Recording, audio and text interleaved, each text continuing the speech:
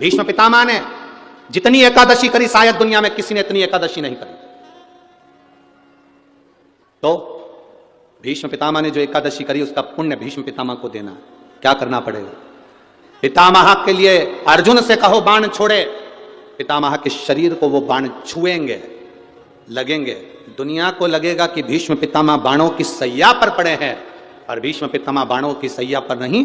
पितामह ने जितनी एकादशी करी है वो सारी एकादशी बाण बनकर भीष्म पितामह को अपने हाथ पर झेल लेगी, उसको मरने नहीं देगी।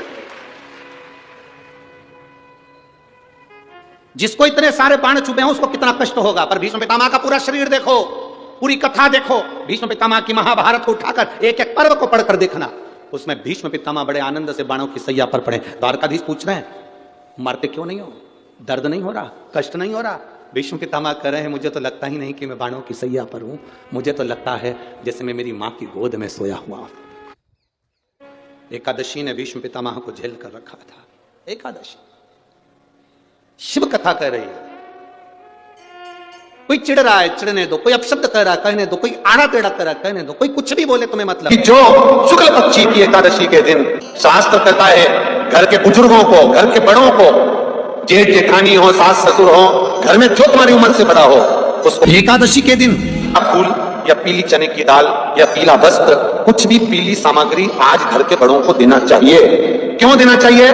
तो शिव महापुराण की कथा कहती है कि जो शुक्ल पक्षी की एकादशी के दिन पीली वस्तु का दान दे देता है, घर के किसी ब्राह्मण को देने नहीं जाना, किसी मंदिर में देने नहीं जाना, आपके ही घर में, आपके ही घर के बड़ों को कोई भी पीली चीज का दान कर सकते। फूल हो, मिठाई हो, कोई अनाज हो, कोई वस्त्र हो, पीली वस्तु का दान दे।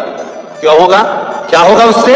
शिव महापुराण की कथा कहती है उससे जिंदगी में कभी बड़ी बीमारी प्रवेश नहीं कर। कि भगवान शिव के मंदिर में अगर हम प्रवेश नहीं भी कर सके, मान लो शंकर के द्वार पर, शंकर की चौखट पर शिव के द्वार हम नहीं पहुंच पाए,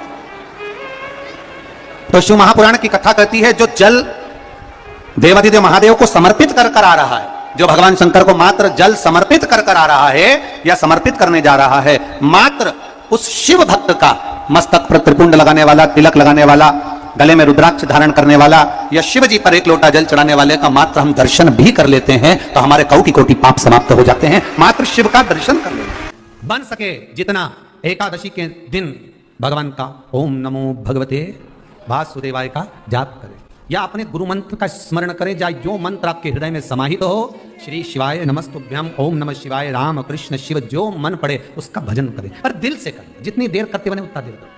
माला पकड़ने की भी जरूरत नहीं कि माला पकड़ के बैठो, तो घट की जिब्या से जप लो नहीं जी वही उत्तम ही पूरा हो जाए, वही बहुत है। और शिव महापुराण की कथा कहती है, शंकर की कथा कहती है, अगर बच्चा पढ़ने में कमजोर है, बच्चे का विवेक कमजोर है, बच्चे की बुद्धि कमजोर है, बच्चा सक्सेस नहीं हो रहा, सफलता नहीं मिल रही है, उसका जॉब नहीं लग रहा है, कहीं वो आगे बढ़ नहीं पा रहा है, तो उन बच्चों से निवेदन है शंकर के मंदिर में एक लोटा जल चढ़ाओ, थोड़ा सा जल झेल कर नंदी के पास बैठकर उस जल का आचमन करना प्रारंभ कर दो। तुम्हें खुद मालूम पड़ने लगेगा कि तुम जो पढ़ रहे हो तुम्हें याद होना चालू हो जाएगा, तुम अच्छे से अच्छे नंबर पाकर आगे बढ़ना प्रारंभ कर दोगे। विद्या अध्ययन भी करो, खूब पढ़ो, लगनता से पढ़ो, अपना कर्म करो, रात दिन एक करो और शंकर जी पे एक लोटा जल चढ़ाकर पीना प्रारंभ करो। जो माताएं कहती हैं मेरी याददाश्त कमजोर हो गई, मैंने सामान यहाँ रखा था भूल गई, ना जाने कैसे सामान भूल गया, ना जाने कैसे ऐसा हो गया। जो माताएं कहती हैं, भाई लोग कहते हैं हम भूल जाते हैं, याददाश्त कमजोर हो गई, 60 के ऊपर के हो गए इसलिए याददाश्त चली गई। नहीं, अगर आपकी याददाश्त जा रही है तो आप शंकर जी को एक लोटा जल चढ़ाना प्रारंभ करो। अपने घर से जल भरो, शिव के मंदिर में जाकर चढ़ाओ, उस जल को झेलो, नंदी के पास बैठकर आचमन कर लो, उसको पी लो। आपको खुद मालूम पड़ेगा 20-22 दिन में, एक महीने में आपको अंतर दिख जाएगा कि मेरी याददाश्त पहले जैसी थी मजबूत, वैसी की वैसी और हो गई, अब मैं भूल नहीं रही, अब मैं भूल नहीं रहा। वैष्णव और स्मार्त में अंतर है। आप लोग कभी कैलेंडर देखें? आप लोगों ने जम के बोलो जरा, कैलेंडर आपके घर में होगा तो उसमें 2 एकादशी पड़ती है, बोलो सही है कि गलत है? एक में लिखा रहता है वैष्णव की एकादशी और दूसरी में लिखा रहता है स्मार्त, जम के बोलो जरा, स्मार्त एकादशी। अब लोगों उनको चक्कर में पड़ जाते हैं कि हम ये करें कि ये करें। अरे शिव महापुराण की कथा कहती है कि तुम्हारी मर्जी पड़े जो करो, तुम तो बड़े पर करो जरूर। हम तो यहां तक कहते हैं वल्लभ कुल की एकादशी करो, भले बकरी जैसे चरो पर करो, पर अपने को छोड़ना नहीं है एकादशी, भले तुम वैष्णव धर्म की कर लो चाहे स्मार्त की कर लो, पर करो। ने जगन्नाथपुरी में एकादशी को उल्टा लटकाया।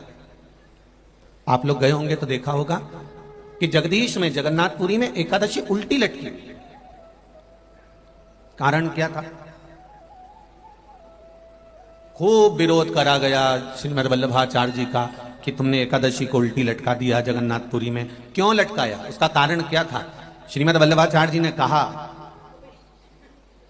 आप कहते हो कि कोई मरे तब एकादशी का दान दीजिए, आप कहते हो कि कोई मरे तब अन्न का दान दीजिए, आप कहते हो कि कोई मरे उसके बाद में आप ये दान दीजिए। श्रीमद् वल्लभाचार्य जी ने एकादशी को उल्टा लटका कर कहा कि एकादशी का अगर दान करना है तो पहले एकादशी करो, और एकादशी करने के बाद उस एकादशी का फिर दान करो जीते जी। एकादशी है कौन, क्यों इसकी इतनी प्रधानता है, क्यों इसकी पुण्यता है? ऐसा क्या है एकादशी में जो इसकी पुण्यता मानी जाए? कौन है ये जो भगवान नारायण तक एकादशी का व्रत करते हैं? सुभद्रा जी को भगवान जगन्नाथ ने, जगदीश ने एकादशी का व्रत कराया था। बद्रीनारायण भगवान को माता लक्ष्मी ने एकादशी का व्रत कराया था। क्यों? चंद्रायण एकादशी व्रत की महत्व। एकादशी है कौन? तो कहा जिसको व्रत करने पर भगवान नारायण भी जिसका व्रत करते हो, भगवान माता लक्ष्मी जिसका व्रत करती हो, वो एकादशी है कौन? तो शास्त्र वर्णन करता है महाराज, स्कंद पुराण का सुंदर चातुर्मास खंड के अंतर्गत वर्णन आया है महाराज। एक बार भगवान विष्णु आनंद में विराजमान थे, पद्मावती और माता लक्ष्मी दोनों उनके पास में विराजी हुई थी। भगवान लक्ष्मी और पद्मावती दोनों बैठी, एक सिर के पास एक चरण के पास। कुछ समय बाद वहीं पर ब्रह्मदेव का आगमन हुआ और ब्रह्मा जी आगमन पाकर भगवान नारायण पद्मावती से लगकर उठे और उठकर लक्ष्मी की ओर झुके। झुकने पर इन तीनों के समागम से भगवान नारायण के हृदय चित्त से एक कन्या प्रकट हो गई। उस कन्या का नाम एका था। क्या नाम था? एका।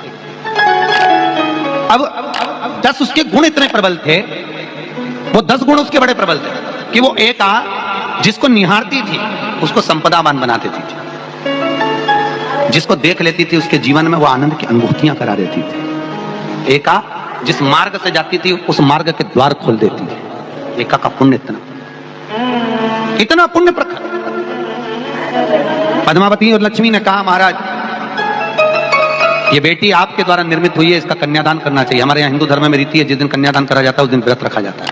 अब आजकल रखते कि नहीं रखते हो मालूम नहीं, और कन्यादान करते समय व्रत रखा जाता है। व्रत श्री शिवाय नमस्ते। मांग तुझे क्या चाहिए? एकादशी ने भगवान विष्णु से कहा, नाथ प्रभु वर दे दो, मृत्यु लोक में जो मनुष्य मेरा व्रत करेगा, चाहे जलचर, थलचर, वायुचर या सांसारिक मनुष्य, मेरा अगर एकादशी का व्रत करेगा प्रभु, उसके यहां धन धान्य वैभव सुख संपदा बढ़ेगी और उस जीवात्मा को नरक नहीं भोगना पड़ेगा, सीधे वैकुंठ का उसको वास मिलेगा। जब जीव आत्मा को लेकर चला जाएगा, यम के दूत जब बंदी बनाकर ले जा रहे होंगे उस जीवात्मा को, जिसके प्राण छूटे होंगे, यम के दूत जब बंदी बनाकर ले जा रहे होंगे, तब मुझे वर दो कि मैं इसका हाथ पकड़कर बेतन्नी से पार उतार कर सारे नरकों से निकालती हुई आपके धाम में लेकर आऊं। भगवान ने वर दे दिया, तथास्तु। हे एकादशी सुनो, मृत्यु लोक का मनुष्य अन्न का त्याग कर कर, क्योंकि अन्न में एकादशी के दिन पाप पुरुष रहता, अन्न का त्याग कर कर एकादशी के दिन जो मनुष्य तुम्हारा व्रत धारण करेगा, उस व्रत को करेगा और उस व्रत को धारण करेगा, उसकी मनोकामना पूर्ण होकर वो मेरे ही धाम को जाएगा। ये तो हुआ एकादशी के जन्म की कथा। एकादशी का व्रत करती, बहुत ध्यान से सुनना आज की कथा को, शायद जिंदगी में मिली ना मिली, पर ये कथा का रिश्ता तो बहुत ध्यान से सुनना। स्कंद पुराण यहां तक कहती है कि इस कथा के चरित्र को जो श्रवण कर लेता है उसको 26 एकादशी करना भी नहीं पड़ती। इस एकादशी की केवल ये कथा सुनकर ही वो तर जाता है। बहुत ध्यान से सुनना इसको कथा को। एकादशी के दिन जब आप जल शंकर को चढ़ाने तो रोज ही जाते हैं, जब एकादशी का दिन रहे और शंकर जी के मंदिर में आप जल समर्पित करें तो 3 बार मुख से स्वधा स्वधा स्वधा या स्वधा स्तोत्र का पाठ, जिसमें 12 श्लोक 2-4 हैं। पैसा तो आ रहा है और घर में टिक नहीं रहा, डॉक्टर में, पुलिस में, एक्सीडेंट आदि में, कहीं गलत जगह पर व्यसन में अगर पैसा जा रहा है, जुए में मांसाहार मदिरा पान, या कहीं आया पैसा आने में कमी नहीं, आ रहा है पर टिक नहीं रहा, रुक नहीं रहा। कोई मांगने आ गया, दे दिया, फिर वहां से अपने पास नहीं आ रहा, अपन कह रहे हैं भैया हमारा पैसा लौटा दो, नहीं आ रहा। तो महाराज शिव महापुराण की कथा कहती है एकादशी के दिन गंगा के जल में मात्र 7 बेलपत्री डालकर जो नंदीश्वर भगवान अर्थात जो शंकर जी के शिवलिंग के सामने नंदी होता है, उस नंदी के चरण पर गंगा का जल चढ़ाकर बेलपत्री शिव पर समर्पित कर देता है, उसके घर में रुपया रुकना चालू हो जाता है। फिर वो गलत जगह पर नहीं जाता, गलत स्थान पर वो धन जाएगा ही नहीं। आप अगर श्री शिवाय नमस्तुभ्यम का जाप कर रहे हो, प्रतिदिन आपके मुख से 11 बार 21 बार श्री शिवाय नमस्तुभ्यम मंत्र निकल रहा है, भले काम करते करते निकले।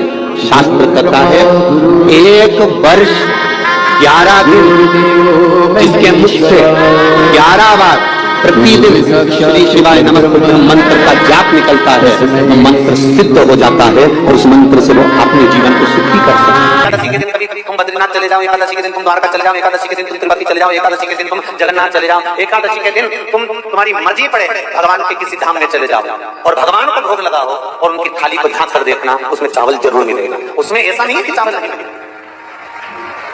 बद्री नारायण में भगवान को चावल का भोग लगा हुआ मिलेगा, द्वारका में चावल का भोग लगा हुआ मिलेगा, आपको जगन्नाथ में चावल का भोग लगा हुआ मिलेगा, तिरुपति में मिलेगा, द्वारकाधीश में मिलेगा, नाथद्वारा में मिलेगा, सांवरिया सेठ में मिलेगा, ठाकुरोली जी में मिलेगा। आप जहां जाओगे वहां पर एकादशी के दिन भगवान को चावल आएगा, क्योंकि भगवान के लिए परहेज नहीं है। जो काम में डूबा हुआ है, जो आसक्ति में डूबा हुआ है, जो लोभ में डूबा हुआ है, जो वासनाओं में डूबा हुआ है, जो तृष्णा में डूबा हुआ है और जो माता के गर्भ से जन्म लिया, एकादशी के दिन चावल उसको नहीं खाना। एकादशी और द्वादशी के दिन हमारे हिंदू धर्म, हमारा शास्त्र कहता है, हमारे शास्त्र, हमारे वेद डॉक्टर वर्णन करते हैं कि पीपल के पत्ते को अगर एकादशी और द्वादशी के दिन एक तांबे के पात्र में गला कर रख दिया जाए और उस पानी का आचमन 3 बार करा जाए तो जिसकी नाड़ियां चोक भी हो जाती है, डॉक्टर बोले इसका बाईपास करना पड़ेगा, उसको केवल 3 आचमन पानी एकादशी और द्वादशी को पीपल के पत्ते का कराया जाए तो अंदर की नाड़ियां भी खुल जाती हैं। भगवान का एक नाम है अघोर। ब्रह्मा जी को दर्शन दिया, अघोर मतलब सिद्ध नाम। और बहुत ध्यान से सुनना भाई, बहुत प्रयास कर लिया आपने, कामना सिद्ध नहीं हो रही। 1 लोटा जल, एक जल का पात्र लीजिए, उस जल के पात्र को लेकर उसमें थोड़ा सा लाल चंदन डालकर बेलपत्री के वृक्ष के नीचे और देवाधिदेव महादेव को चढ़ाना प्रारंभ करें। उसके बाद में 1 लोटा जल स्वच्छ फिर शिव जी को श्री शिवाय नमस्तुभ्यम बोलकर आपकी कामना कहकर भगवान शिव पर अघोरेश्वर महादेव का नाम लेकर आप चढ़ाना प्रारंभ करिए। बाबा आपका कार्य 3 महीने के अंदर पूर्ण कर देगा। सबने एकादशी और द्वादशी इन 3 तिथियों पर एक रोटी में थोड़ा सा मीठा रखकर सोमक पितृ का नाम लेकर यदि गाय को खिला दिया जाता है तो अगर कोई पूर्वज प्रेत योनि में भी पड़ा हुआ होता है, भटक रहा होता है, जिसको पिंड नहीं मिला, जो अचानक मर गया होता है, अधोगति में चले गया होता है, उस जीव की मुक्ति दशमी, एकादशी और द्वादशी 3 दिन सोमक पितृ का नाम लेकर रोटी में पूरी में मीठा रखकर अगर गाय को खिला दिया जाता है ये 3 दिन तक, तो वो पितृ कभी भटकते नहीं है, उनको मुक्ति प्राप्त हो जाती है, मोक्ष में। ध्यान से आज की कथा सुनना कि एकादशी का आपके बच्चे पूछेंगे मम्मी हम भगवान विष्णु का दर्शन करते हैं, हम राम जी का दर्शन करते हैं, हम कृष्ण भगवान का दर्शन करते हैं, हम भवानी माता का दर्शन करते हैं, हम शंकर जी का दर्शन करते हैं, हम सारे देवी देवताओं का दर्शन करते हैं, पर ये एकादशी माता तो कभी नजर ही नहीं आती। पूछेंगे कि नहीं पूछेंगे कि तुम जिस एकादशी का व्रत करते हो इनका जन्म कहां से हुआ, कहां जन्मी थी? एकादशी की जन्मस्थली कहां है भाई? भगवान कृष्ण की जन्मस्थली तो मथुरा है, श्री राम जी महाराज की जन्मस्थली बोल दो जम के अयोध्या है। कोई आपसे पूछ ले कि एकादशी की जन्मस्थली कहां है तो आधे लोग तो बाल खुजाने में लग जाएंगे कि एकादशी आखिर पैदा कहां हुई थी, जन्म कहां लिया था, इसका जन्म हुआ कहां था, कहां जन्मी थी ये?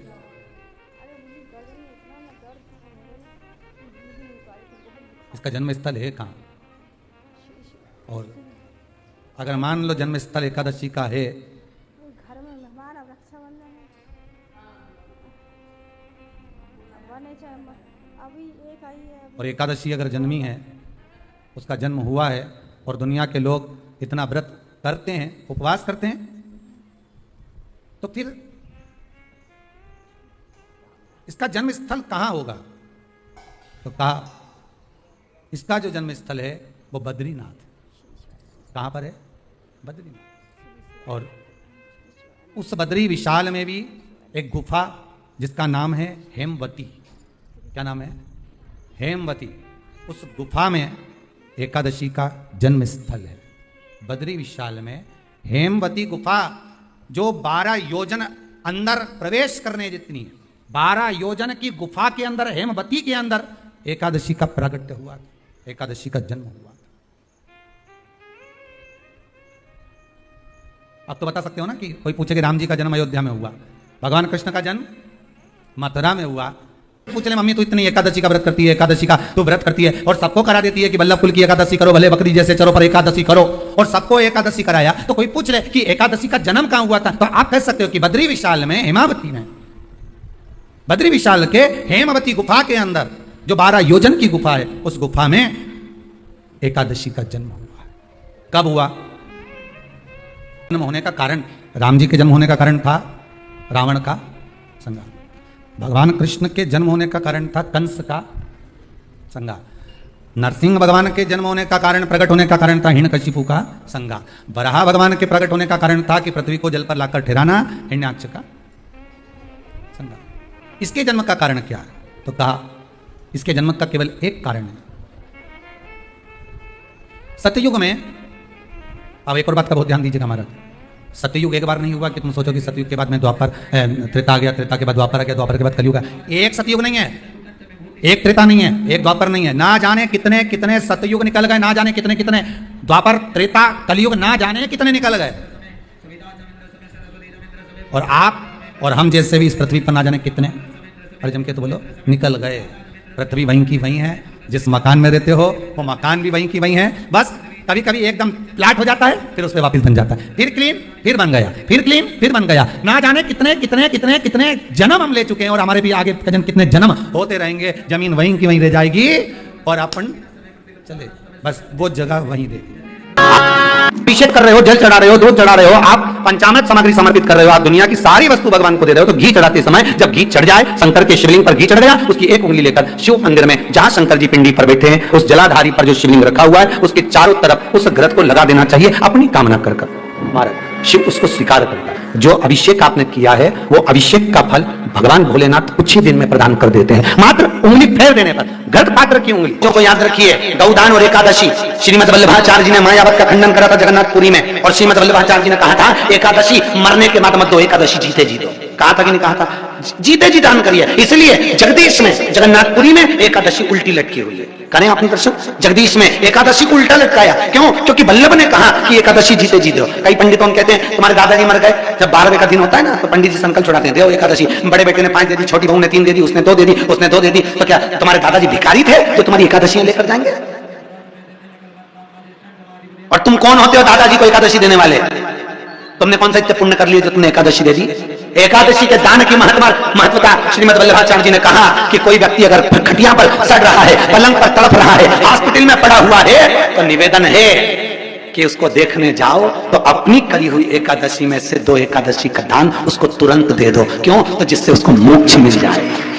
तो एकादशी का व्रत ही में किया गया हमारा पाप कर्म है। हमने किसी जीव की हत्या करी है, हमने किसी को कष्ट प्रदान करा है, हमने किसी को अपशब्द कहा है, हमने किसी को ताने दिए, हमने किसी को आड़ा टेढ़ा कहा है, हमने किसी को गालियां दे दी है। मात्र एकादशी का व्रत ही कर लेने पर ये सारे जो दोष हैं वो समाप्त हो जाते हैं। थोड़ा सा फल दो, एक केला दो, एक सेब दो, पपीता दो, तुम जो फलहार कर रहे हो, चाहे तुम मोरधान पा रहे हो, चाहे तुम जो सामग्री पा रहे हो, और वो थोड़ा सा दो, और गौ माता को उस दिन फलहार दो, अगर एकादशी का आपका व्रत है तो। पर दोष है आपने एकादशी का व्रत तो करा, पर सामने गाय आई ना तो आपने फलार नहीं दिया, रोटी ही दी है, रोटी ही दी है। डब्बे में से निकाल के ले गए, गाय आई है रोटी देना, देव मना नहीं। बाकी के दिन आप आपके बेटे से कहते हो रोटी दिया बेटा जा, पर आप अपने हाथों से, आपका व्रत है तो आप फलार आप कर रहे हो, तो फलाहार का ही दान गौ माता को दीजिए।